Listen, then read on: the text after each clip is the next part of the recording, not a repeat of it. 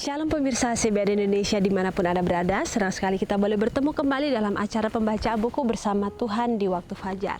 Melalui buku ini dengan doa dan bimbingan daripadanya, kita dapat diyakinkan kembali bahwa pada hari yang mulia, ketika Yesus datang untuk mengklaim miliknya, kita yang menunggu Tuhan akan disambutnya dengan tangan yang terbuka ke hadiratnya.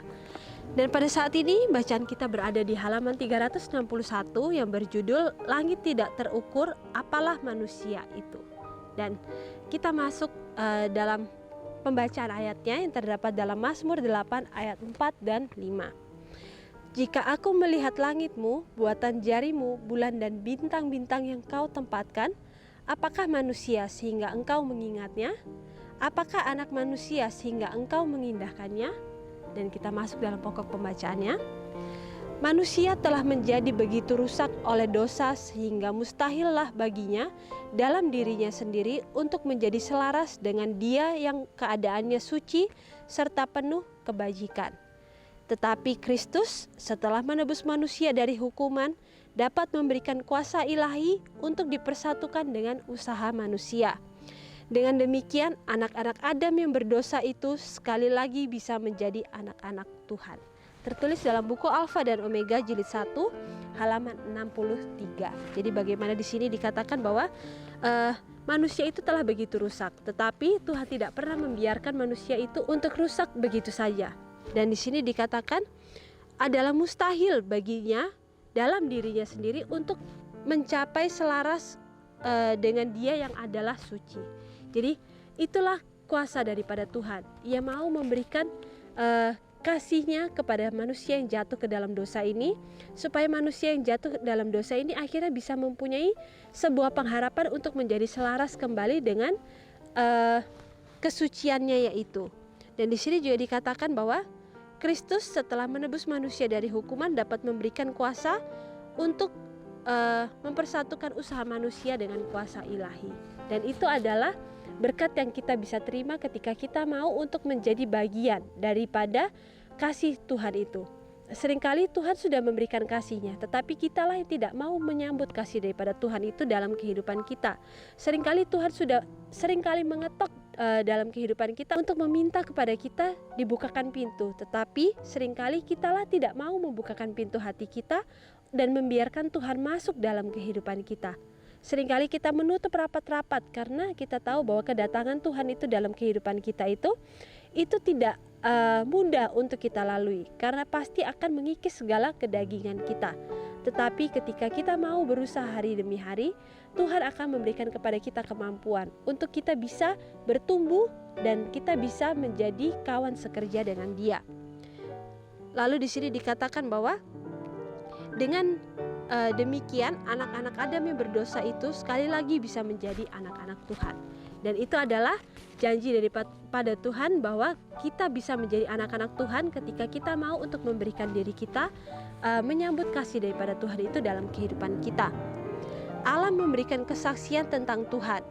Pikiran yang suka menerima yang dibawa ke dalam suatu hubungan dengan mujizat dan rahasia alam semesta tidak bisa lain kecuali mengakui pekerjaan kuasa ilahi. Bukan oleh tenaganya yang ada pada bumi ini. Bumi ini menghasilkan kekayaannya dan tahun demi tahun terus-menerus bergerak di seputar matahari. Tangan yang tidak kelihatan menuntun planet dalam perjalanannya di angkasa raya. Suatu kehidupan yang bersifat rahasia mengisi segenap alam. Suatu kehidupan yang menunjang dunia yang tidak terhitung banyaknya di angkasa, yang tidak terukur, yang hidup dalam serangga kecil yang terapung dalam angin sepoi kemarau, yang mengayun sayap burung layang-layang dan memberi makan kepada anak burung gagak yang berteriak, yang menjadikan kuncup mekar serta bunga berubah menjadi buah.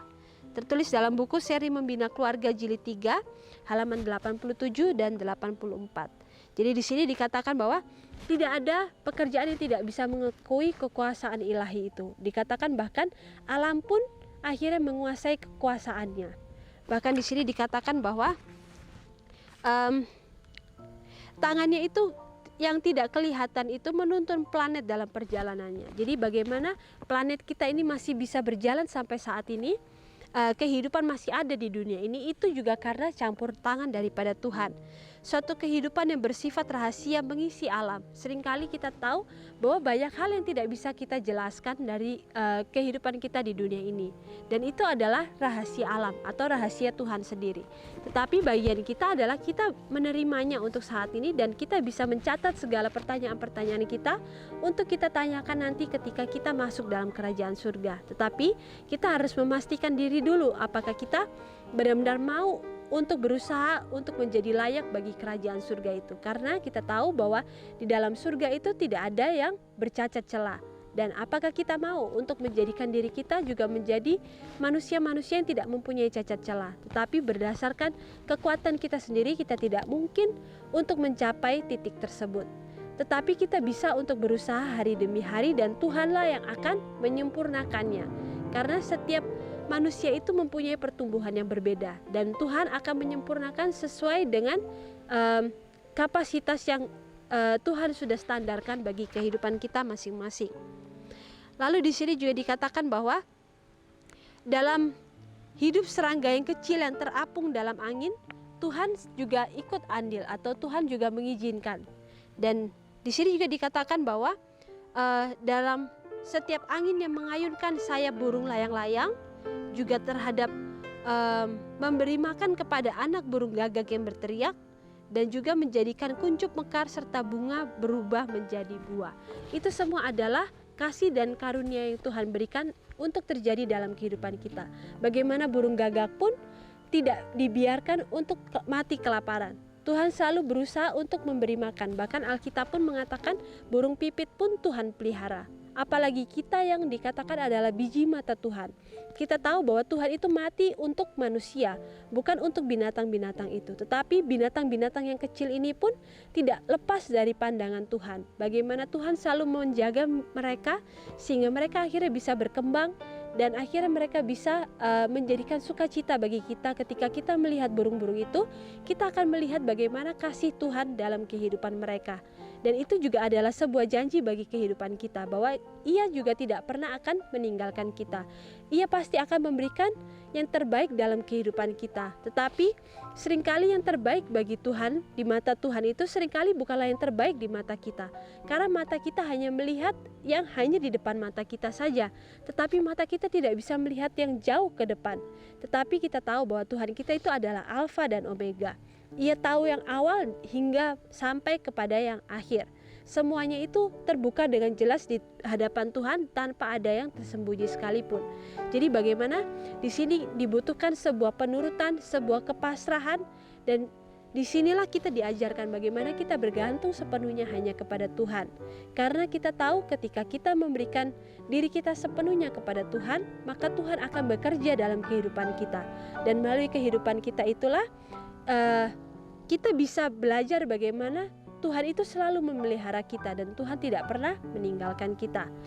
Lalu di sini juga dikatakan bahwa pada saat-saat yang datang kepada semua orang tersebut, ketika hati lesu dan pencobaan sangat menekan, maka di manakah keberanian dan keteguhan bisa ditemukan, seperti dalam pelajaran yang Tuhan minta supaya kita pelajari dari bintang-bintang dalam perjalanan mereka yang tidak mendapat kesukaran. Jadi bagaimana di sini Tuhan tidak menjanjikan sebuah kehidupan yang aman terus-menerus dalam kehidupan kita. Tuhan seringkali dalam firman-Nya memberitahukan kepada kita bahkan begitu berat jalan yang kita akan lalui untuk mencapai kesempurnaan itu. Jadi tentu saja itu bukanlah suatu hal yang mudah untuk kita lalui. Tetapi begitu banyak ujian-ujian ataupun hal-hal yang bisa membuat kita tersandung dalam kehidupan kita. Tetapi kita harus yakin dan percaya bahwa setiap ujian yang Tuhan izinkan itu hanyalah untuk menguatkan kita secara pribadi. Dan itulah yang akhirnya membuat kita bergantung dan kita mengerti bagaimana berjalan bersama Tuhan. Seringkali dalam pengalaman kehidupan kita itu merasa bahwa kita itu sepertinya berjalan sendiri. Tetapi melalui firman Tuhan ini kita diingatkan kembali bahwa Tuhan itu tidak pernah meninggalkan kita. Bahkan kita bisa melihat alam ketika kita merasa kita ini berjalan sendirian. Bagaimana bunga-bunga yang mekar itu Tuhan pelihara. Bagaimana burung-burung pun Tuhan pelihara. Apalagi kita yang adalah biji mata Tuhan dan adalah umat tebusan yang Tuhan sudah berikan nyawanya bagi kita. tentu saja Ia tidak akan pernah meninggalkan kita. Lalu di sini juga dikatakan pada saat yang datang ketika semua orang tersebut, ketika hati lesu dan pencobaan sangat menekan, maka di manakah keberanian dan keteguhan bisa ditemukan? Tentu saja hanya di dalam Tuhan. Keberanian dan keteguhan itu bisa kita dapatkan dalam pelajaran ini seperti orang-orang pada zaman yang tertulis di dalam Alkitab. Mereka bisa mendapatkan keteguhan sama seperti Esther pada zaman dahulu. Dia bisa mendapatkan kekuatan dan keteguhan hanya berdasarkan meminta pertolongan daripada Tuhan. Dan di saat itulah mereka akhirnya bisa berdiri dengan teguh. Begitu pula pada zaman Daniel. Dan ketika pada zaman Daniel, mereka yang sudah diambil dari masa mudanya, mereka yang dipisahkan dari keluarganya, dan di saat itulah mereka harus berdiri dengan kakinya sendiri. Tetapi mereka tahu bahwa mereka tidak sendirian. Meskipun mereka harus dipisahkan dengan keluarganya, tetapi mereka tahu bahwa Tuhan yang mereka sembah itu tidak pernah meninggalkan mereka. Dan itu adalah pengharapan bagi mereka supaya mereka akhirnya bisa berdiri dengan teguh meskipun lingkungan mereka tidak mendukung untuk mereka berdiri teguh. Dan begitu pula lah dengan Henokh.